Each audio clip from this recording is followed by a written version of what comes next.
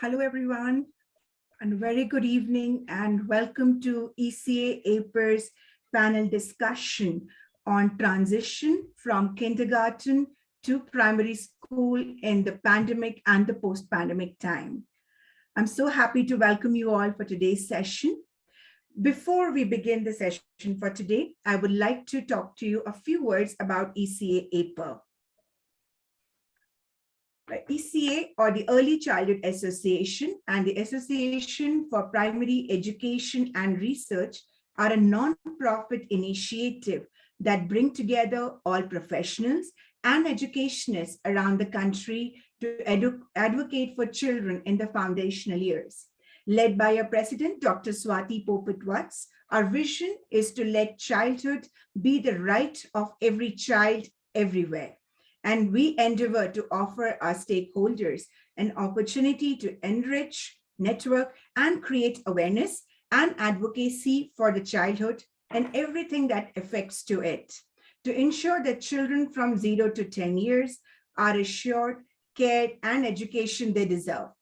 Well, I would also like to share a small video about our work. Give me a moment.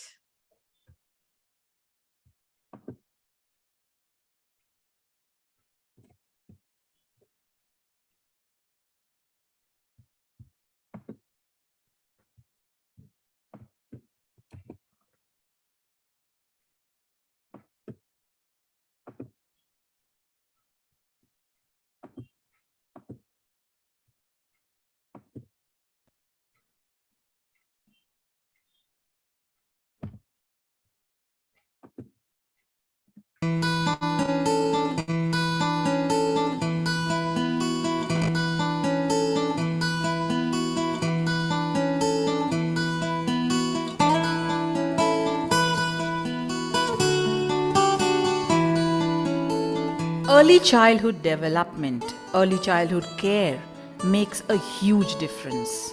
A difference that persists well into adulthood. It shapes who you become. At that age, 98% of the brain develops. New connections are formed.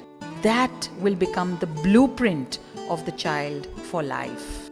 If at that age kids don't receive the right kind of care or learning, they will grow up with a few crayons missing from their life's pencil box. And why should that happen to any child?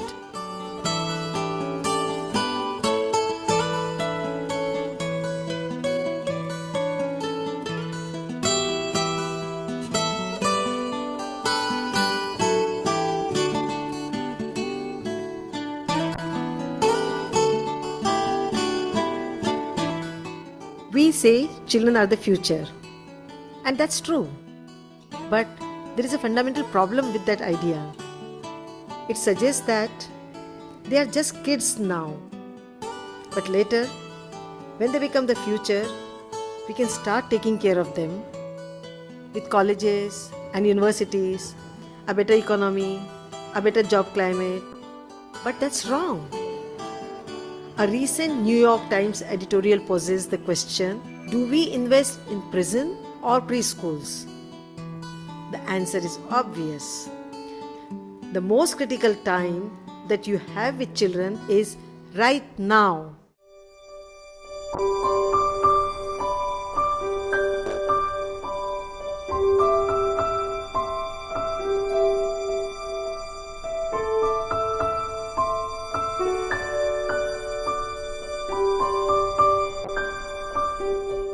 The problem is not that we don't want to care for our children. People just need to know how.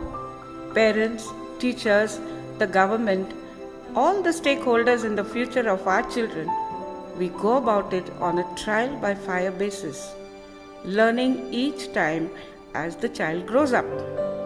But we need a more structured, a more uniform way to do this.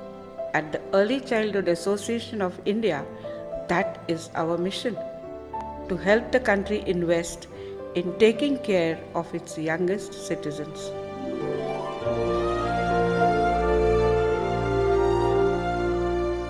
children go through a period of rapid learning in the first 5 years. The most embedded parts of their personalities, their attitudes, moral values, social values,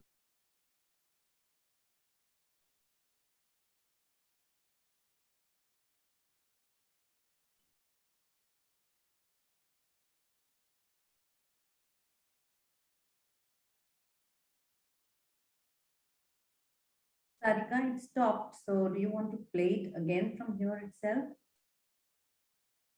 The video has. I think it has stopped playing. Just Yeah, give me a it's moment. paused. I Yeah. just, Yeah. yeah, I'm doing it again. Let me share the screen again.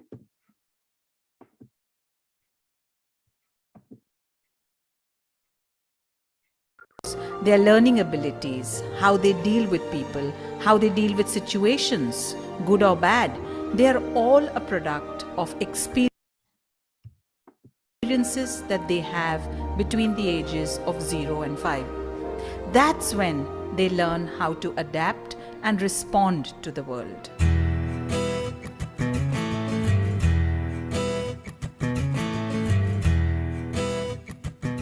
It's not going to happen overnight.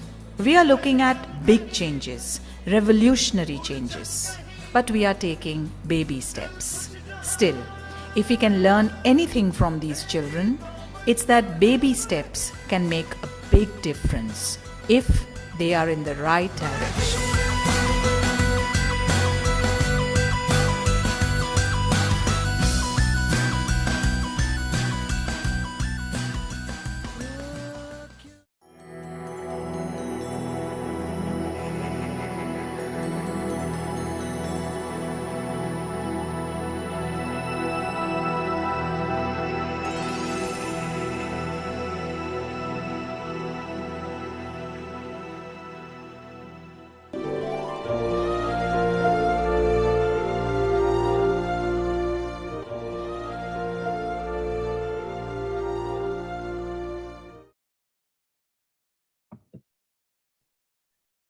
Thank you so much. I think it was a little video about all the work that ECA does. Now it's the time to start the discussion. Before we start the discussion, I would like to welcome all our panelists to the talk. We have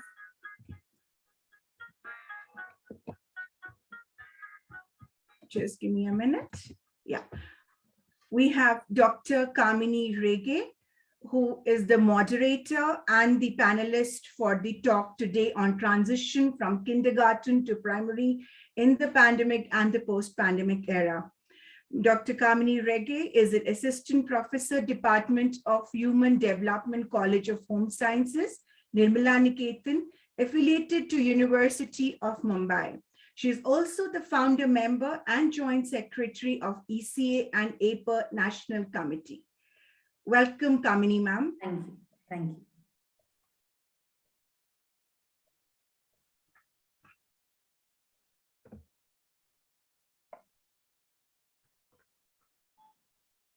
Our next panelist for today is Ms. Phyllis Farias. Ms. Phyllis Farias has about 4 decades of experience in the field of education. She has taught at different levels, from primary to high school, degree classes, and teacher training colleges. She mentors teachers and monitors the implementation of the curriculum at schools. Welcome, Phyllis ma'am. Thank you, Sarika. Happy to be Our here. next panelist for the day is Mrs. Anupama Ramachandra. Thank you, ma'am. Our next panelist for the day is Mrs. Anupama Ramachandra. Mrs. Anupama Ramachandra has been an educator for over 2 decades and an administrator for nearly a decade. Having master's degree in English literature and education, she believes that all education should result in empowering students with responsibility. With a pan-India experience of teaching, she is a proud recipient of the Fulbright Award, which gave her the international exposure to education in the USA. Ms. Anupama has keen interest in language acquisition, teacher training, and is also a CBSE certified resource person for various dimensions of education. The school has been recognized with several awards under her leadership, and she herself has been bestowed with notable merits.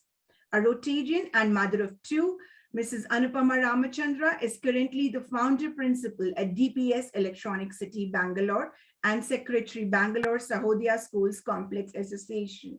We welcome you, Anupama, ma'am. Thank you so much. Delighted to be here today.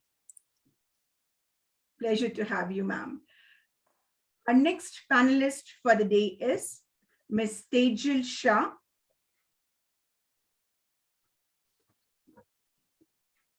Ms. Tejal Shah is a special educator and founder of Happiness is Khushi, an education academy which runs structured programs and courses on various subjects for parents, educators, and children to support and raise aspirations for typical children, persons with Down syndrome, autism, and other developmental delays.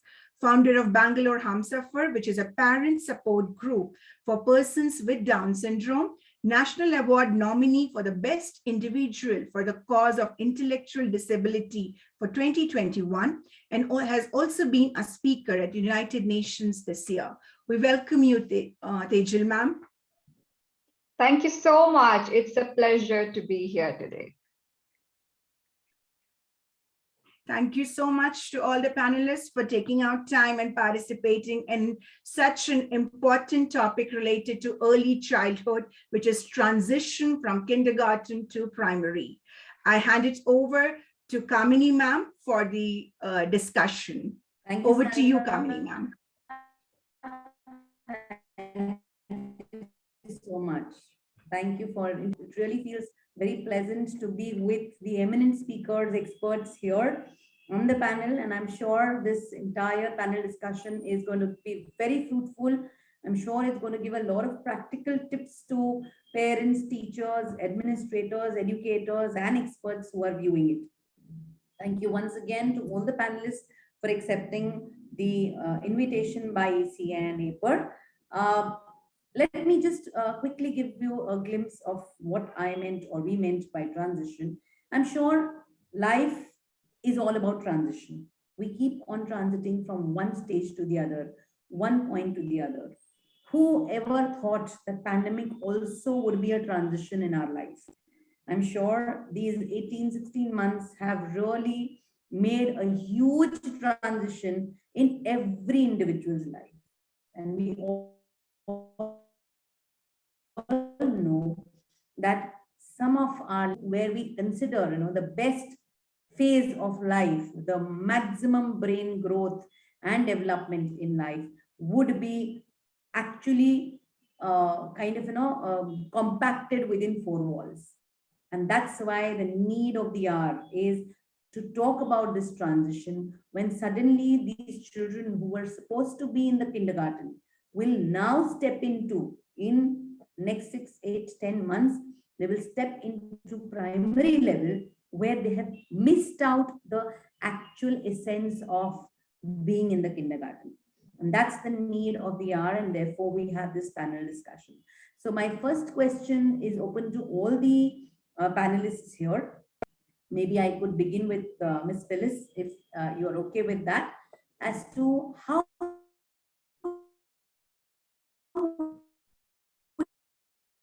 you describe transition in your own word, and Ms. Tejal. So, ma'am, can we have your opinion about the same? Yeah, so when I look at transition, I also looked up the dictionary meaning to really find out what it is. So it is actually, if I look at it, it's a period of changing from one state or condition into another, and also the process by which this is happening. So I would say then there is an assumption, there will be an assumption that something has already happened in the pre-primary stage before they could go into the primary stage. And I think that's what we need to look at. What has happened in the pre-primary, and what needs to be done in between before they go to the next stage.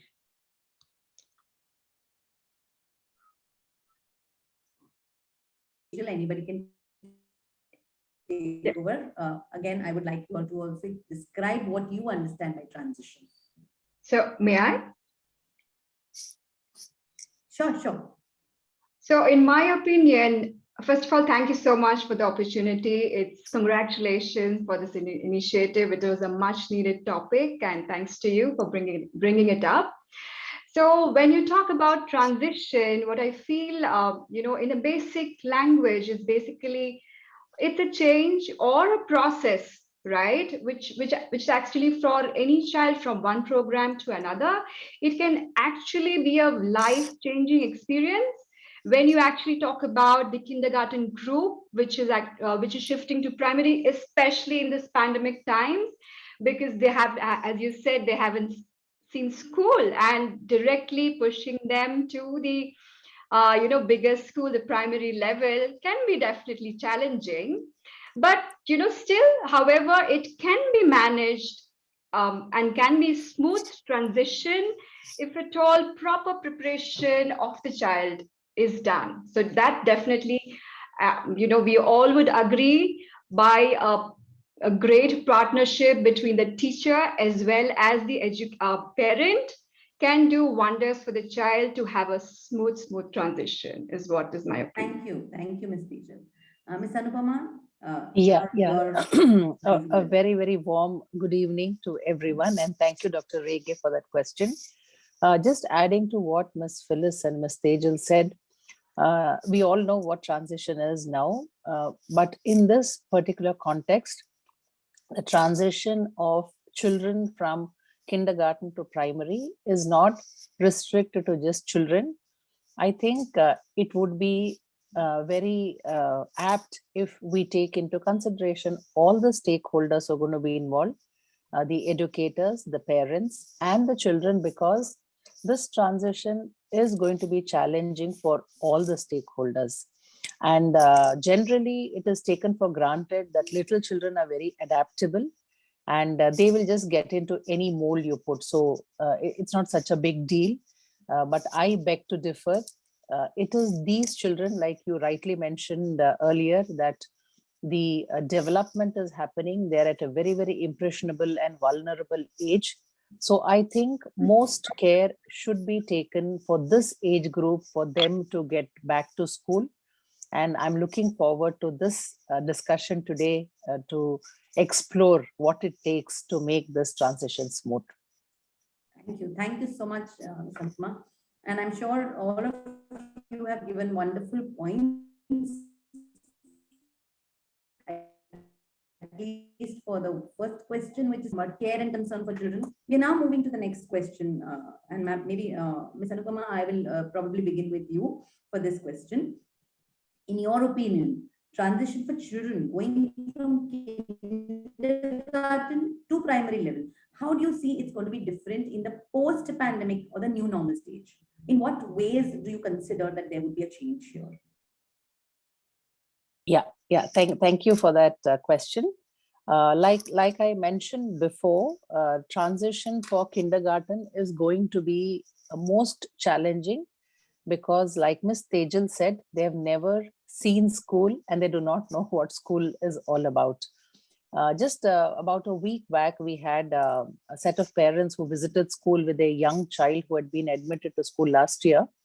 And they were trying really hard to convince the child that this is your school, because the child kept pointing to the gadget and said, no, my school is in this. This is not my school. I don't see anyone here. Where are my teachers? Where are my friends? So it just boils down to basics, that the children are not at all introduced to the concept of schooling. If you have to just break it down into simpler terms, they do not know that they have to come into school. They have to be away from their parents at school, and they have to take group instructions from teachers, and they have to manage things on their own, like spreading a napkin or eating their food. It all begins from there. I do not even want to go to learning gaps because that comes in much later. I believe that we have to begin with good socialization. When children come in, I think the first thing that all of us should be very concerned about, both parents and the educators or the school, is that we need to get children to come into school very happily. So we have to start off with preparation so that they are enticed to leave their homes and come into school, because we are going to be addressing a whole lot of reluctant children. They would not want to leave the safe, comfortable confines of their home, being monitored by their parents, because they were getting individual attention. They may not like to come and be addressed as a group. So we have to start off with socialization and emotional stability to the child, because this could again result in the child being very reluctant to start learning. So learning should be thought of, I think, only after a year of children come to school. If we are looking at a bridge curriculum, it should not largely have any kind of academics into it. We should mainly focus on socialization and emotional stability. So I believe in beginning from the roots, and that is where I think the challenges will start, that both parents and teachers have to be in complete partnership to understand how to get the child away from home to school. That's superb. Thank you so much. It really means a lot.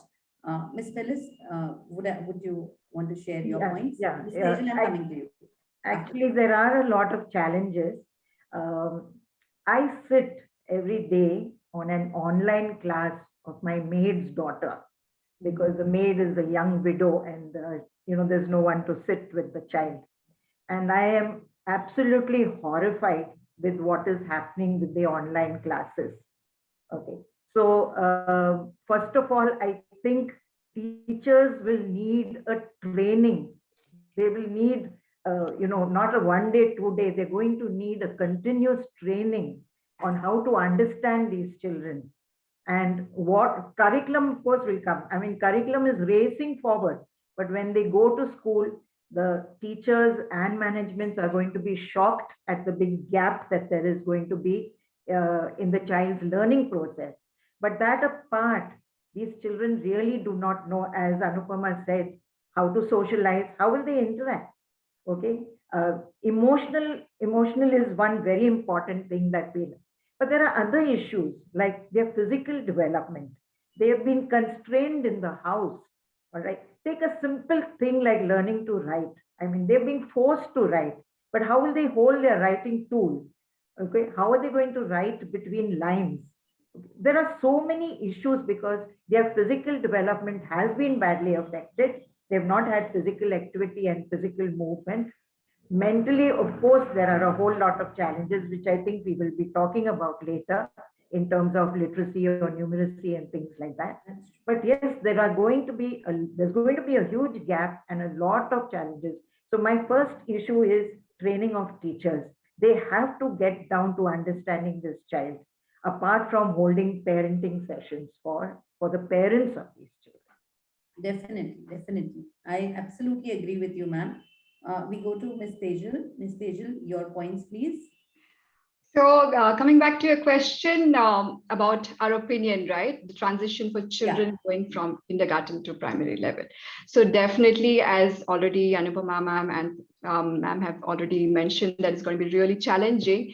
But the more something which I would like to add here is definitely the separation anxiety is going to be huge. There may be a lot of behavioral issues as well, which can be addressed, so as ma'am mentioned that, the conversation, the clear communication between the parent and the educator has to be really continuous. And we should be using the technology to the maximum now that we are very much tech savvy, using all the, video platforms. So we can use that because they will be, they will not be used to wearing the masks, which will be so important now in the classroom. And because during the online classes, you don't need to wear that.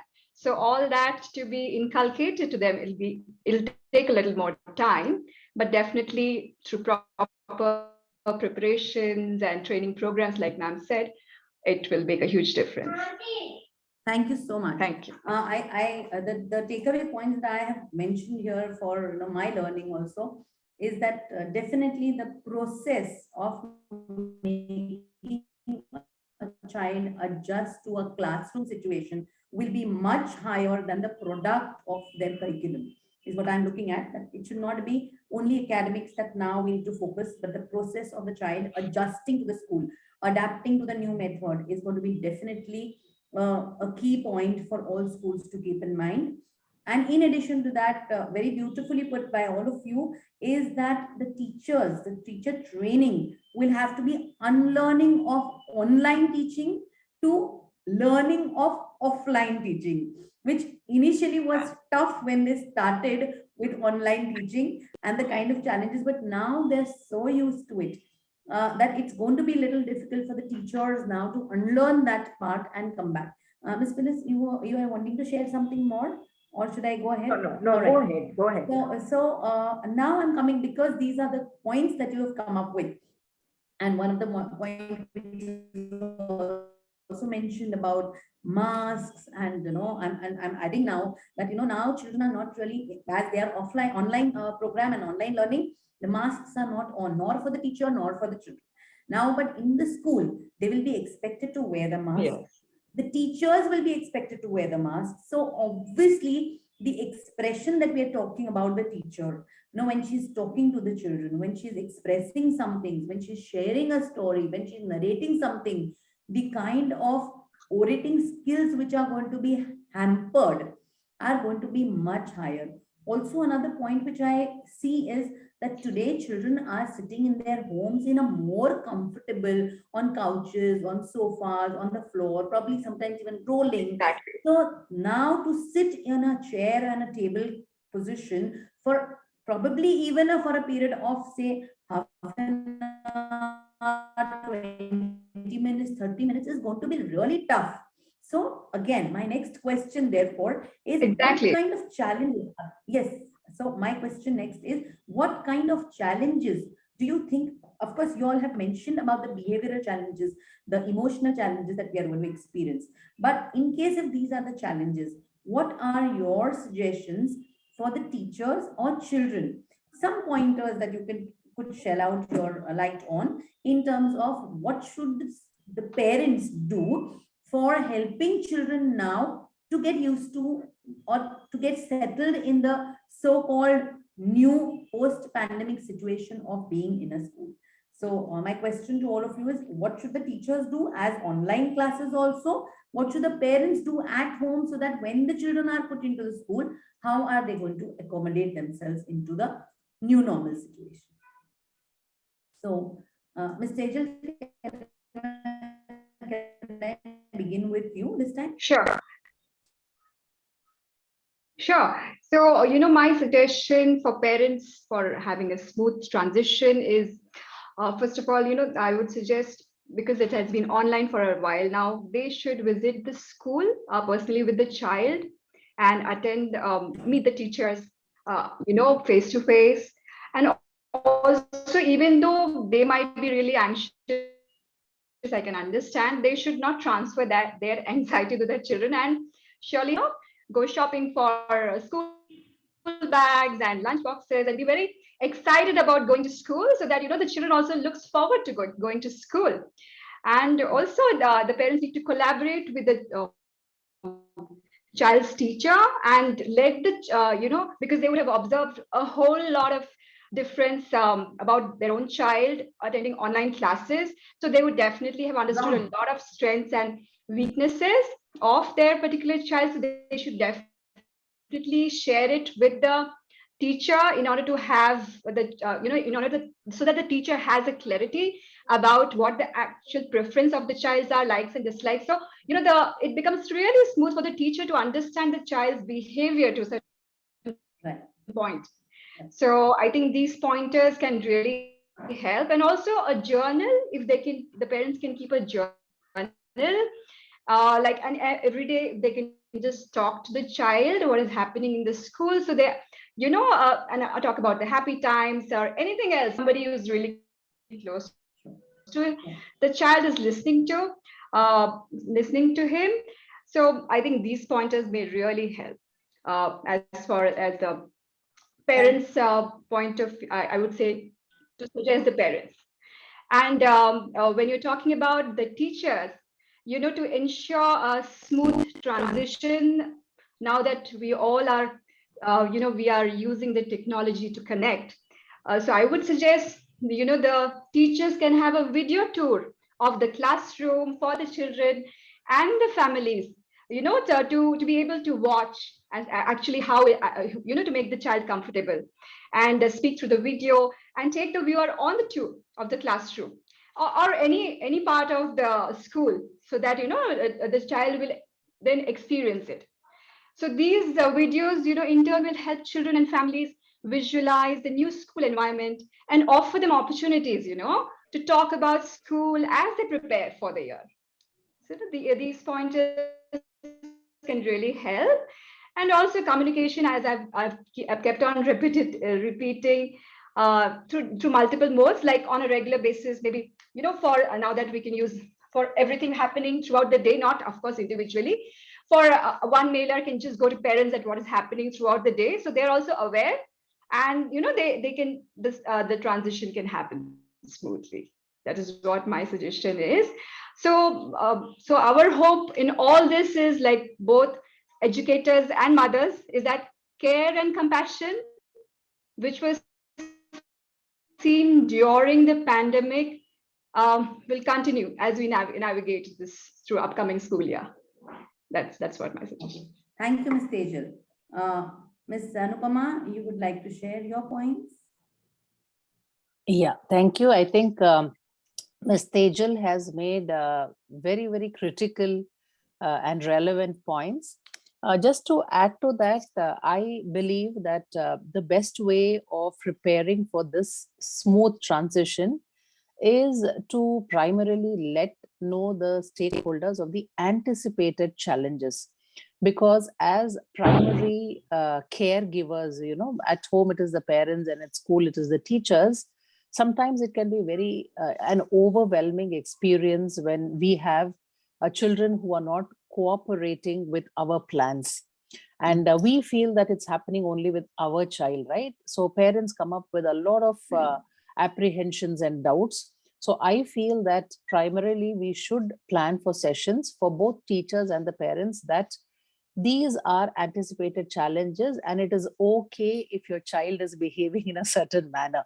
So we may have, like I told before, reluctant children. We may have aggressive children, because over the last few months, we have been getting reports from parents of how children are behaving in a very surprisingly aggressive way when they are being taken away from their gadgets. It is like, I do not want to use this term because it sounds very, very, derogatory, but it's like withdrawal symptoms, because the gadget addiction has gone so far that when it is taken away from the children, they do not know how to take it or how to deal with it. So they are being very aggressive. So we may have aggressive children. And of course, due to the learning gap that has been created, we are going to have a severely heterogeneous group. We always had heterogeneous groups in classrooms, but now it is going to be highlighted because the learning gap is going to be different in different children. The online education has not been the same. They've not received it in a similar manner. So that is one thing. And of course, we may also have malnutrition children or overly nutrition children because of overeating or undereating, whatever the case may be. So we will be handling psychological, social, emotional issues in children. So at this point in time, kindergartners are almost like adolescents, where they're going through a lot many changes in their lives. So I think that it is good to prepare the stakeholders for the challenges that are to come, and tell them, give them a checklist also, that if you find your child is behaving in a certain manner, this would help. Because again, we don't have a secret formula which works for all children. We can only suggest that they try certain strategies with children so that they are able to calm them and bring them to school. And like Ms. Tejal said, I think now, since the medical fraternity has made it abundantly clear that the kindergartners are absolutely safe now to come to school, they are the least vulnerable to infections. I think the school should start organizing 1 day a week physical school for kindergartners, so that the parents can actually come, sit down with the children in the classrooms, acclimatize them to the environment there, the culture there, and slowly we can wean the parents off and the children are ready for more number of days. So I think that it's high time schools and play schools start opening up the doors for kindergartners for at least 1 day a week, so that by June, the children are all ready for regular schooling. Okay, I don't know where. Yes, ma'am, would you want to share your points? Yes, I'd like to add some Sure, to sure. what has already been said. The points have been very wonderful. Just a few points from maybe a counselor's point of view, because I'm also a counselor. One thing that will happen is that parents will still have those high expectations of their children as before. So they will have to tone down their expectations and make them very realistic based upon where the child is now and where the child will have to progress. So realistic expectation, keeping in mind the gap that there is going to be, because I don't think parents are aware that there will be a gap. And that is very essential for them to know that there is. So when they first come to school, they're going to realize that, the children are nowhere where they are expected to be. I would like to say here that parents should not blame themselves and teachers should not blame themselves, because they are not to be blamed. Okay. This gap will have to be filled in other ways to bring about that readiness. I would also like to say that parents and teachers should not compare to the old. Okay, this is a whole different situation. Comparisons are odious, and they have to take the child at the time they receive the child in school as to where the child is. I'd just like to touch upon some of the gaps in terms of literacy. As I have seen, I know I've not been physically in a school, but as I have seen, if I look at literacy, listening, speaking, reading, and writing, okay, I don't think the children have been listening to the language really, whichever language or medium of instruction. So there's going to be a gap there because they are not used to listening for, periods of time. So their attention span will be very short. So I think parents have to take into this into consideration, as well as teachers. So they're listening. Speaking is, I think, all mixed up. All right, they're not really speaking in whichever language it is supposed to be. See, because I was a little puzzled as to who's our target group, because we would have Anganwadi children from Anganwadis and others also. So I'm just saying the language of instruction or even their mother tongue, what will be the gaps there? So their speaking abilities. But the real skill which would have taken a big major hit is reading. Children would not have developed their reading skills. I can see what is happening. So children are going to come with a huge gap.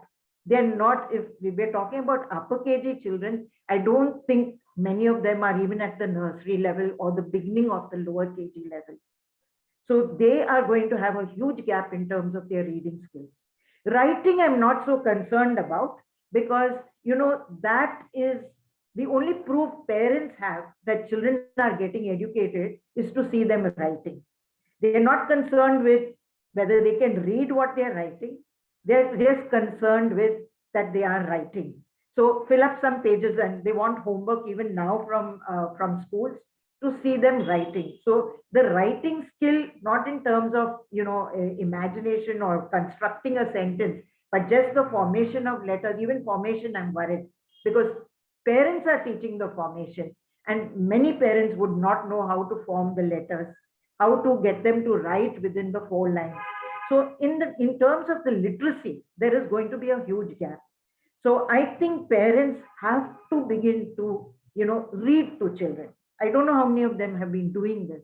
They have to read or narrate stories to children. so that their language develops.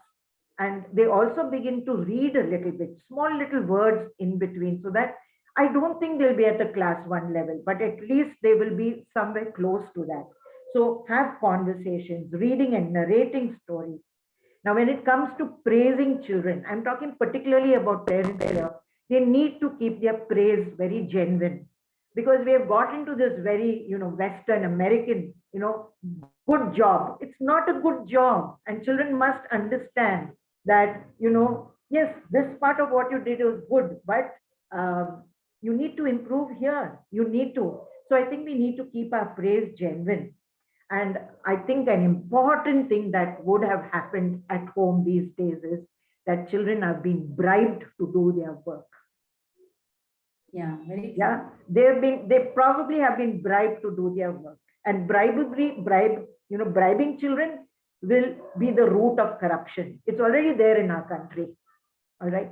And children will have got used to it. And when they get to school, they will feel they'll have to be bribed to do whatever they have to do, which is their normal activity. So that is something parents have to stop doing. They don't need an ice cream or a chocolate or something to do their work.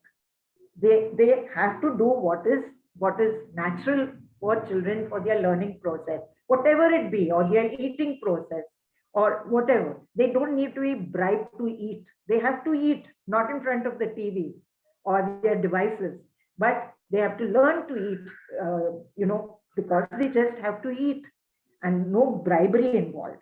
And I think ultimately they have to keep the lines of communication open, absolutely open. They have to listen to children.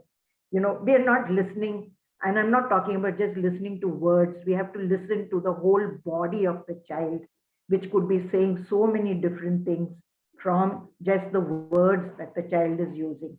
So lines of communication have to be absolutely open. Listen with our whole body to the whole body of the child. So I think these are some of the pointers I would feel are important for parents to keep in mind so that the child transitions into school. Thank you. Thank you. Thank you so much. I think all of you have beautifully connected the challenges to the strategies, suggestions, guidelines for the parents, for teachers, for schools. It's wonderful. Your ideas, your pointers were just awesome. Thank you very much for sharing all your points, and they're very practical, really need to be thought about. Just the last few things, that as you were talking, you're all talking about wonderful ways of dealing with this post-pandemic transition. Some things that come to my mind, something like as simple as, children would be coming to school in masks. They will be expected to wear masks. Probably all of them are going to be in their school uniform, because we are talking about primary level, so primary level may have uniform. Now, there could be simple things that the school may have to think about. Maybe absolutely simple, nothing to do with academics at all, but something like, when the children are going back home, whether the right child is being picked up by the right parent.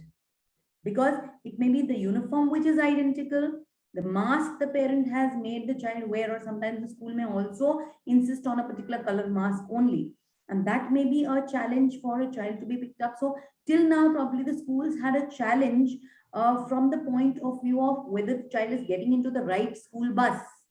But now it will be even more difficult whether he's getting into the right school bus and whether he's being picked up by the right parent or right maid.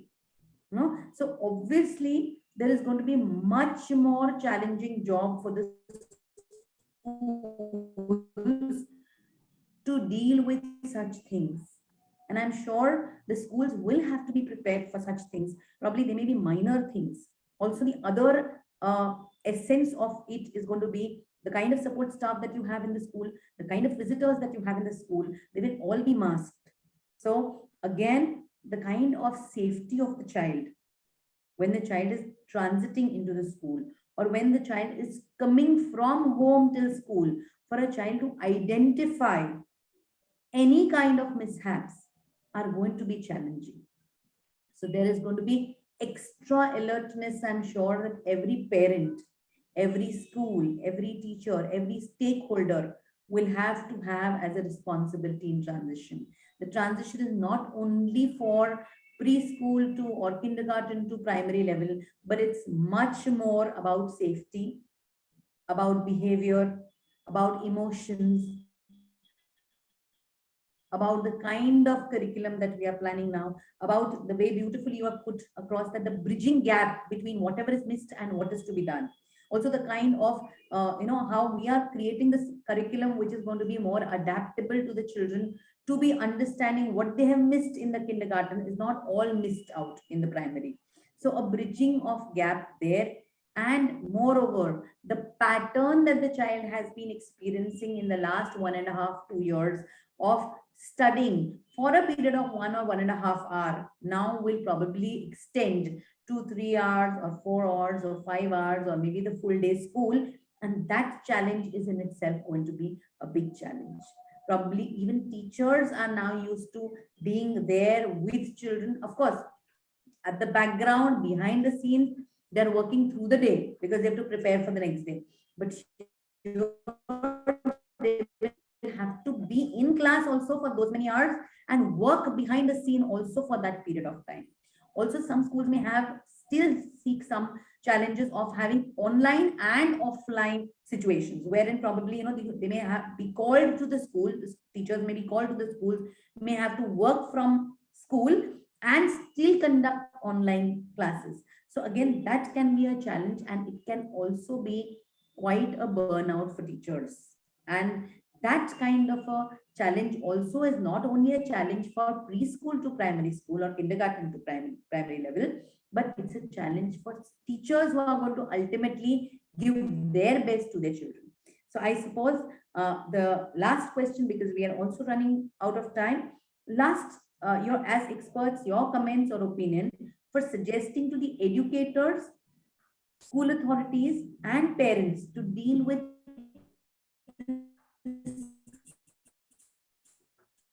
transition in a much few, but in case if you wish to add a few more, and then maybe we could take 1 or 2 questions from the audience in case if they have. So I would request the audience to start putting their questions. We are not promising you to take all the questions in the chat box. Please put your questions in the chat box in the question answer section, and then we will see whichever we would be able to kind of deal with. Sure.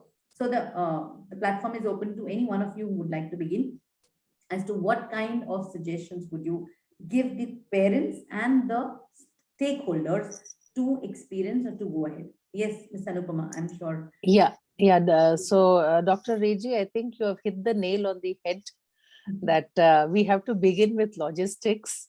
And I think all schools have been planning for this situation from the last year, because it's almost been a year from when schools have been like, it will reopen, it will not reopen, it will reopen, it will not reopen.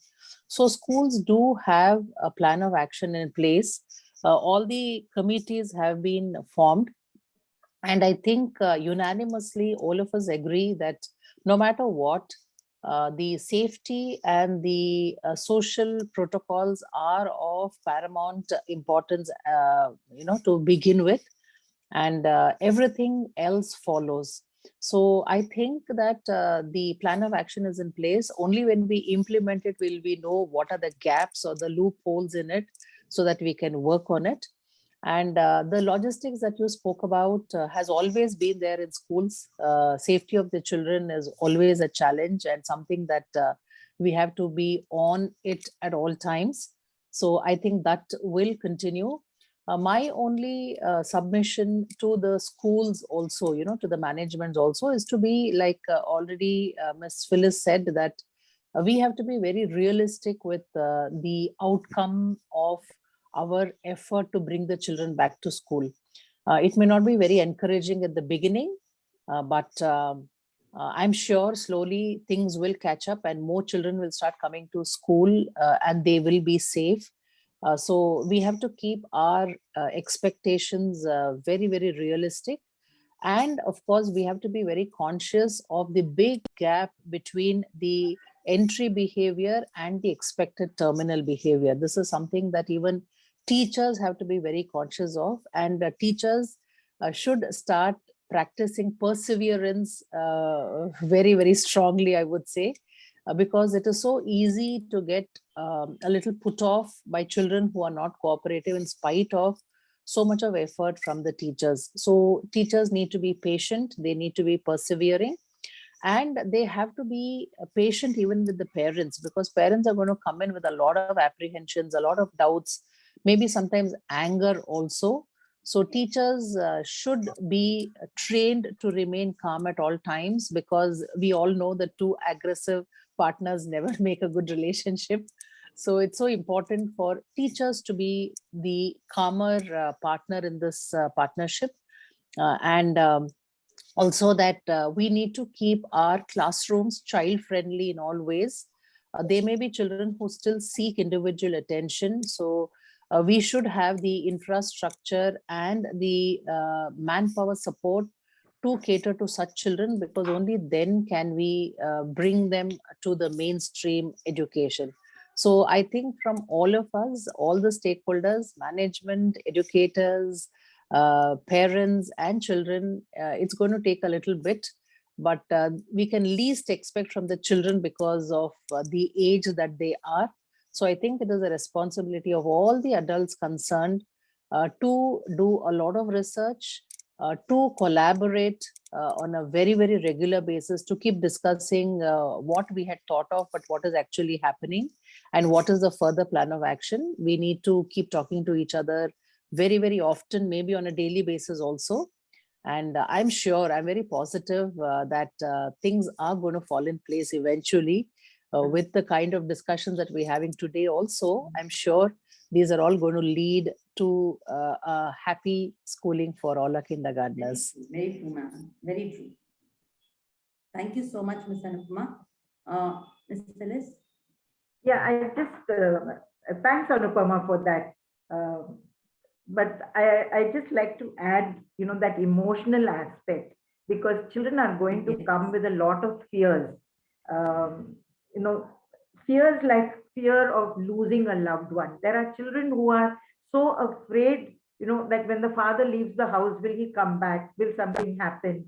So there are going to be those kind of fears of losing a loved one, fears of getting the virus itself. All right. Because now we don't know what all children have been hearing in the home, and those type of conversations about getting the virus. So they could be having those fears too, fears of getting the virus. Of course, we have spoken about fears of going back to school. They know that somewhere deep down they know that it's not going to be the same as it has been at home. So I think teachers and school managements will have to gear up to dealing with these emotional aspects of the children, which is ultimately coming down to fears and how to handle those fears of children. Of course, there have been wonderful things that have happened during this pandemic for the children. They've been in their cocoon of having their loved ones around them. All right. So they may expect the same kind of behavior from maybe the teachers. But the teacher has so many more children. So again, the teacher, as Anupama said, will have to have a lot of patience and not have those high expectations of children, which is not going to happen. And one would lose a lot of patience with children who are not coping. And as you said earlier, Dr. Kamini, that there is going to be gaps between different children. So teachers will be teaching at different levels. So it would come down to, small groups of children and teaching them at different levels. These are just some closing points. Right? True, very true, ma'am. Very true. Ms. Neha? Ms. Tejal, sorry. Yeah. All right. I think almost all the points have been covered by Ms. Phyllis and Ms. Anupama.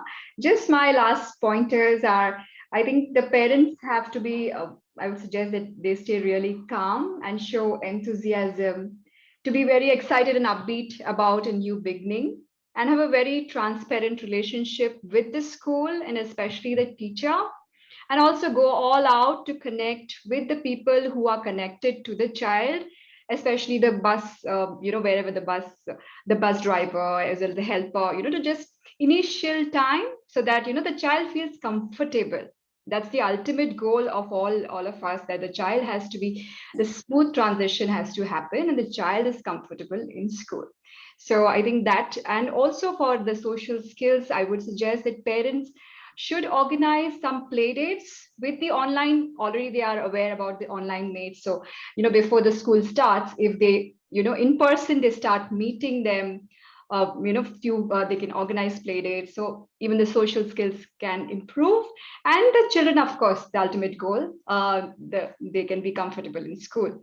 And also for educators, I already mentioned that a clear communication and a very transparent relationship about the child to the family, because definitely we all know post-pandemic there will be huge chances of, which we already discussed, of behavioral issues, which only if you speak out can you get help. So they have to go all out and be connected to the parents at every step for a smooth transition. So I think those are my closing words.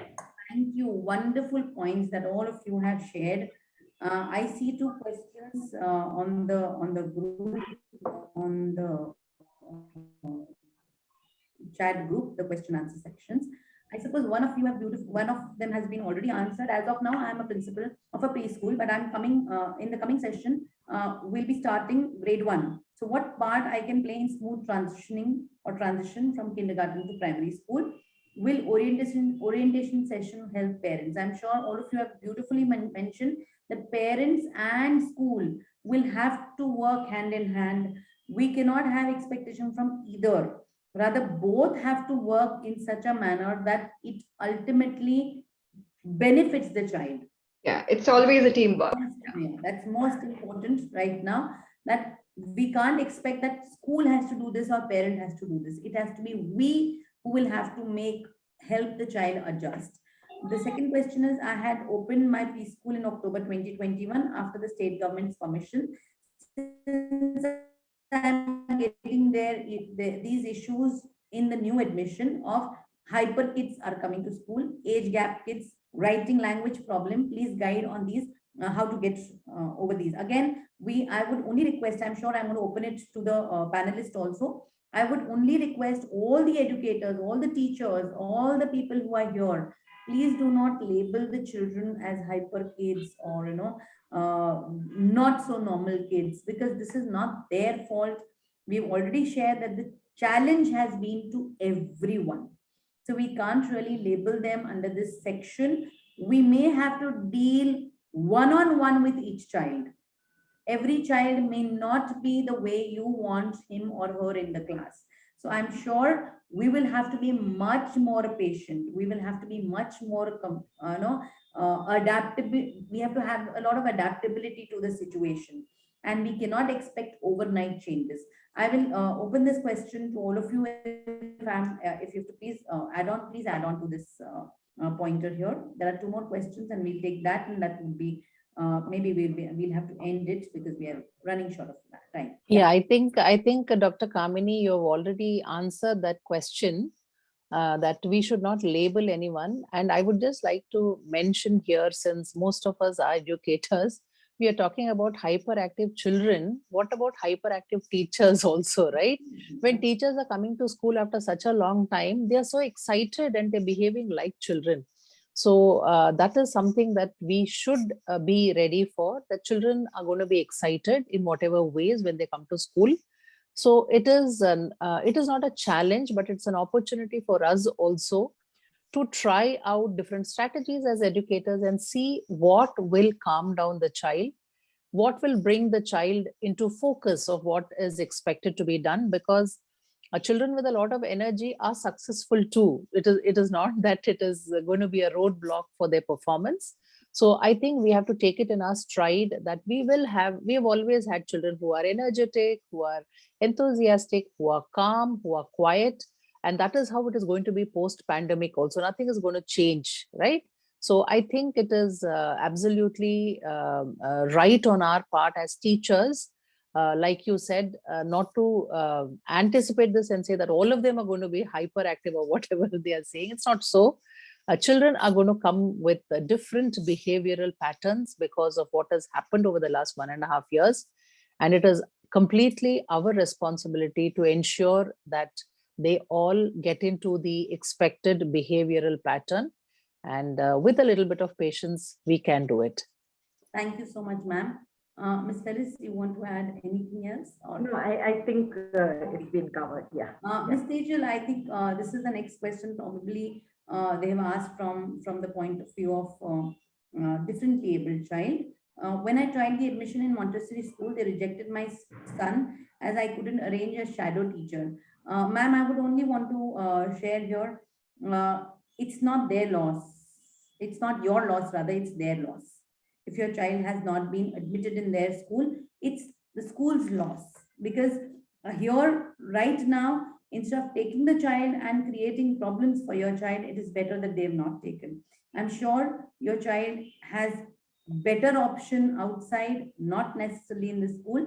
And I'm sure you will get a better school and you will rather be happy with what you would have. Otherwise, you wouldn't have explored those experiences. Ms. Tejal, over to you in case you would like to share. Yeah, just want to add that, don't put your child to a school where you are interested. Always put a child to a school where the teachers and where the school is interested to take your child. So only that school will do justice to your child, is what I would suggest. Thank you so much. Ma'am. Yes, Here, ma'am. ma'am. Yes, yes, sure. I'd like to just say that many schools say they are inclusive. Yes. But when you really get down to it, they are not inclusive. Absolutely. I agree with you, ma'am. Totally. Yeah, they're not inclusive, and then, it's transfer the problem. After a couple of years, they say, okay, now your child doesn't fit into us. So we really have to look and find a school which is suitable, who are compassionate and caring. Exactly. And yet don't go by big names. That's not needed. Yes, it's not needed. Sometimes just people who are very compassionate and caring will do a wonderful job rather than a big name. I agree. And I will probably on this platform, I would say there are a lot of Balwadi teachers as first generation learners. They are doing wonderful job. So probably, it's not about the name of the school or the fame of the school that's really going to make a difference in what your child is learning. The last thing before I close, just last point that comes to my mind, because it's a beautiful discussion. It's difficult to end it somewhere, but we have to end it keeping in mind the time.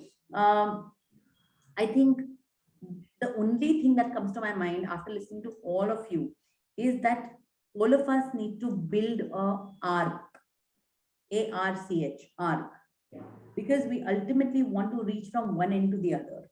And that arc, the bridge, is going to help us. And I have a little bit of explanation to this arc, which has come out from all the discussion that we've been having, is that the A stands for adaptability. Adaptability of the teachers, the parents, the stakeholders, and definitely the child. Understanding the ability of the child. So A again for adaptability and ability. R is for resilience. Resilience on the part of, again, all the stakeholders and the child also.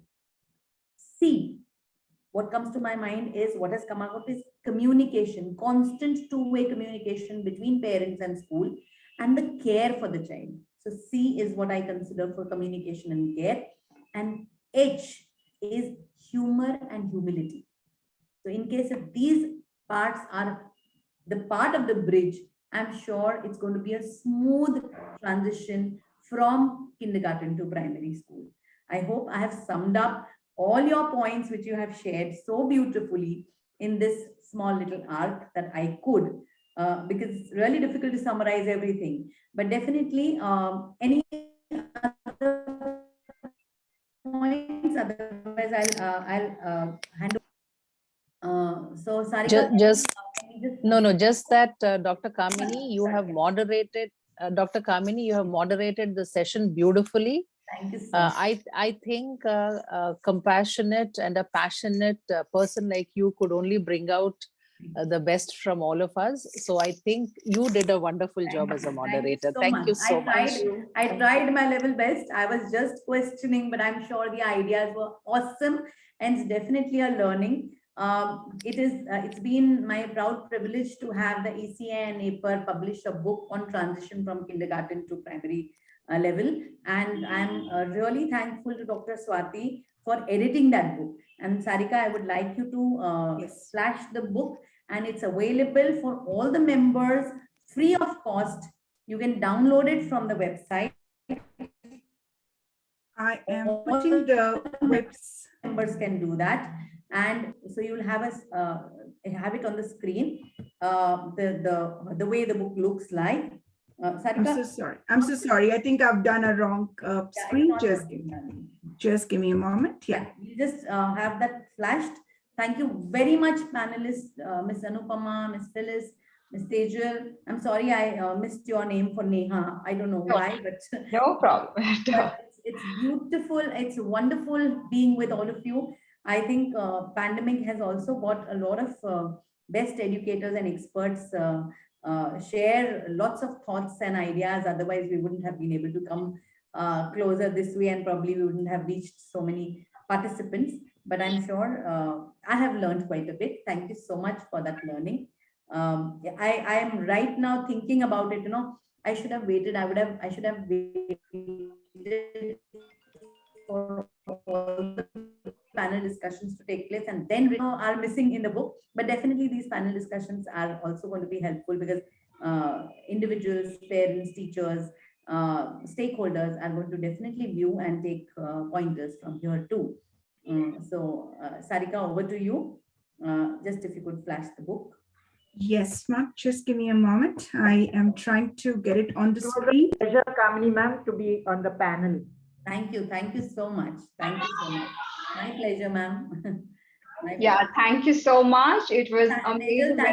Thanks to you, because you could make it for beyond 6:15. I was a little I tried.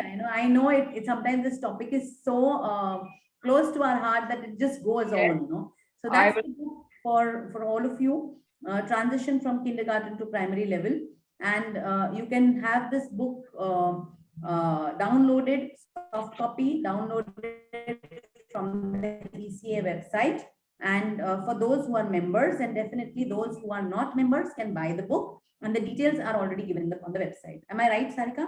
Yes, ma'am. The details are all given, and for the information, I have put in the website address in the chat box in case you're wanting to download it. If you're a member, you can have a direct download from there. For non-members, it will be available at a cost. Thank you so much, Sarika. Thank you. And before we wind up, I would also like to thank all the moderator, Kamini ma'am, and all the panelists. It was a beautiful session and very, very informative for all the school authorities, parents, and everyone. I wish we could have an everlasting talk, and we did have time in the world to discuss it all further, because I could see a lot of questions coming up.